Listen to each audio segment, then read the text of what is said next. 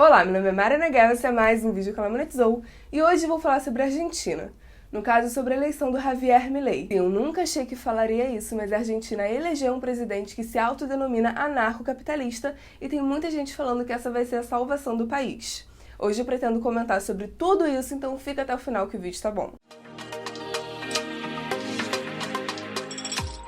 Para entender como o Milei, uma figura tão pouco convencional, conseguiu tanto apoio, a gente tem que comentar primeiro sobre a história da Argentina. Eu já tenho um vídeo aqui sobre isso, que fala sobre a história da Argentina, sobre os problemas econômicos no país, mas eu vou recapitular rapidinho só pra gente relembrar. E aí vamos lá, primeira coisa que a gente tem que falar, a Argentina já foi um país rico.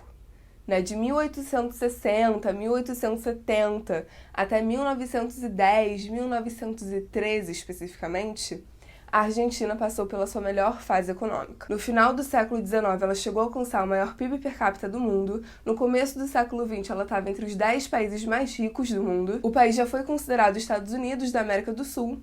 E na época, quando queriam falar que alguém era muito afortunado, falavam que fulano era rico como um argentino. Foi uma época com muito investimento, com muito capital estrangeiro entrando. Foi nessa época que a malha ferroviária do país foi construída. E a economia tinha falhas, não era perfeita. Existia uma alta dependência em commodities, por exemplo, porém era uma puta economia, A Argentina era considerada como uma potência na época. E aí o que aconteceu? O que rolou? Em 1914 explodiu a Primeira Guerra Mundial, a Europa ficou completamente destruída, o comércio mundial foi afetado, e o investimento estrangeiro na Argentina acabou diminuindo. Logo em seguida, para piorar, tivemos a crise de 29 que afetou o mundo inteiro, a economia global. E sim, a Argentina também foi muito impactada. Além disso, com a crise de 29, vários movimentos autoritários no mundo começaram a ganhar força. Nazismo, fascismo, e na Argentina não foi diferente. De 1930 a 1983, a Argentina teve 6 golpes de Estado e 5 deles resultaram em ditaduras. E essa época foi marcada por um nacionalismo exacerbado. E como cereja do bolo, no meio desse caos tivemos Perón, em 1946. Foi um governo eleito democraticamente, mas também era extremamente nacionalista, e além disso trouxe uma coisa que dominou a Argentina desde então: o populismo. É lindo na teoria, tem todo um discurso social, mas na prática pode destruir uma nação. A grande ideia é de compensar os problemas sociais com um aumento exacerbado e insustentável do gasto público. E o que o peronismo fez? Começou a dar subsídio, começou a aumentar os salários acima da produtividade, queria gerar inflação, obviamente. Não precisa ser um gênio, você está aumentando a base monetária acima do que você está produzindo a mais. Não ia bater alguma hora. Além disso, começou com aquele discurso de subsídio para a indústria nacional, começou a estatizar, o que gerou um problema de baixa competitividade na indústria, que basicamente é um problema que toda a América Latina tem. No fim, a população acaba tendo que pagar mais caro por produtos nacionais de baixa qualidade e a própria indústria nacional acaba sendo prejudicada, porque eles ficam impedidos de importar máquina e equipamento que poderia ajudar na produtividade. Uma merda. Tudo isso fez com que a Argentina passasse por vários problemas. Dívida aumentando absurdamente, crise cambial, escassez de reserva, crise inflacionária. Para vocês terem uma ideia, de 1945, quando o peronismo começou, até 2022, a gente está falando de um intervalo de 77 anos, quase um século. Desses 77 anos, 53 anos foram com inflação acima de 2 dígitos. Além disso, tiveram anos com inflação de 3 dígitos e em 89 e 90 chegou uma inflação de 4 dígitos. Em 2022, o ano fechou com uma inflação de quase 100%.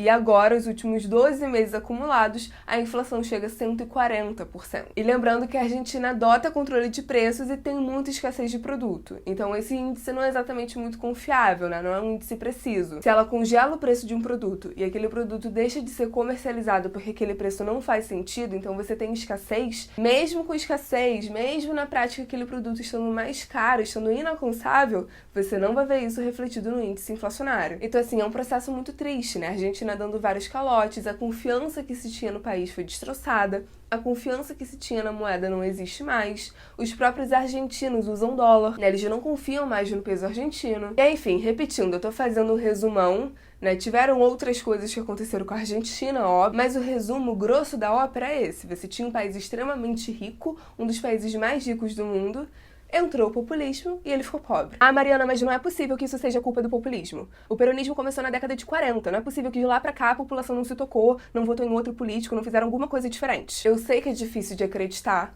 mas tem que entender que a gente está falando da estrutura e da mentalidade de um país. E o populismo não só tem um discurso muito bonitinho, como ele tem o poder de viciar uma economia. Por exemplo, um caso que aconteceu aqui no Brasil. O governo vai lá e decide ser populista. Gasta pra caralho, não pensa no fiscal, dá subsídio, expande a base monetária e leva um processo inflacionário. O nosso Banco Central é autônomo. Ele vai olhar pra isso e perceber que se não aumentar os juros, a inflação vai explodir. Então ele vai lá e aumenta a Selic. E aí a população vai lá e fica puta com o Banco Central. Por quê? Porque a Selic tá muito alta, os juros estão muito altos. Eles não vão ficar putos com o governo que gastou pra caralho, aumentou a base monetária e aí por causa disso o Banco Central teve que aumentar os juros. Eles não vão olhar pra causa, eles vão olhar pra consequência. E eles vão querer resolver um problema causado por populismo, desrespeito fiscal, com mais populismo. Vão começar a reclamar da autonomia do Banco Central, começar a falar que os juros altos só ajudam o mercado financeiro, ignorando como a inflação é danosa para a sociedade, e aí vão começar a pedir para intervir, para baixar os juros na canetada.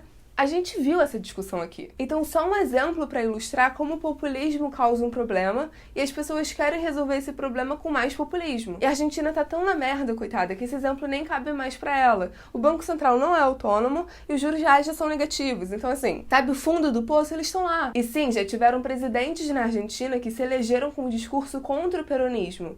Mas, historicamente, esses presidentes foram exceção e não se mantiveram por muito tempo, né? Vários, inclusive, não chegaram até o final do mandato. E aqueles que chegaram acabaram se entregando às políticas peronistas. Um exemplo é o Macri. Então, a Argentina é um país marcado por políticas populistas que, historicamente, deram errado. E, historicamente, a Argentina vota em representantes com essas mesmas ideias. Tiveram momentos que a oposição ganhou? Sim, mas no final o peronismo sempre voltou e no final a solução sempre é resolver populismo com mais populismo. E aí tivemos as eleições de agora. De um lado o atual ministro da Economia, que entregou uma inflação de 140%, maravilhoso, e do outro lado tivemos o Javier, que ganhou muita força por ser contra tudo. Contra o Estado, contra o peronismo, contra o Banco Central, contra a moeda argentina, a favor de privatização, a favor da dolarização da economia. E assim, faz sentido um cara como ele ganhar apoio popular? Faz, é óbvio que faz. As pessoas estão putas.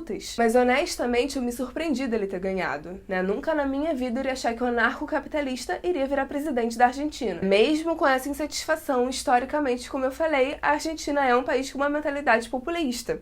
Então, eu realmente achei que na maioria o peronismo iria levar. Mas, enfim, não levou. E aí vem, será que o Javier vai conseguir resolver a Argentina, que nem muita gente está falando por aí? Eu acho que essa eleição foi bastante simbólica, né? De todos os candidatos antiperonistas que a Argentina já teve, esse, de fato, foi o mais anti de todos, né? Um anarcocapitalista. Só que, amigos, queridos, assim, aqui entre a gente, discurso nenhum é suficiente para mudar um país.